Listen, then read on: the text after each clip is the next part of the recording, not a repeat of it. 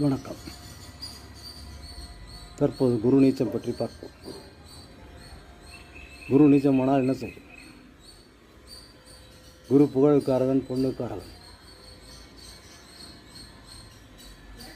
தர்மத்திற்காரகன், ஆன்மீக காரகன், கௌரவத்திற்கு காரகன், புத்திர பாக்கியத்துக்கு காரகன், பூர்வீக சொத்துக்களுக்கு காரகன், தங்கத்திற்கு காரகன்.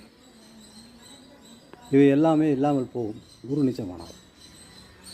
மகர ராசியில் குரு நீச்சம். ஒரு லக்னத்துக்கும் குரு நீச்சம் என்பது விதவிதமான தொல்லைகளை கொடுக்கும். குரு திசையே பொதுவாக இடைஞ்சலாக இருக்கும்.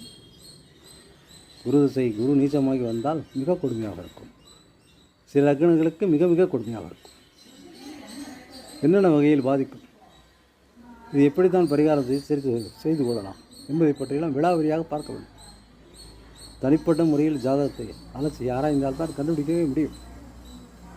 இதில் குரு தனியாக இருந்து அந்த திசையும் வந்துவிட்டால், அந்த தனித்து வந்தால் அவதிகள் மெத்த உண்டு என்றபடி தனியாக இருக்கும் குரு எந்த ராசியிலிருந்து திசை வந்தாலும் படாதபாடு படுத்தும். அதிலும் நீச்சமாகிவிட்டு வந்துவிட்டால் நிச்சயமாக படுத்தும். படாத பாடு என்பது வாழ்க்கையில் 10 ஏழச்சனி வந்தது போல படுத்தும்.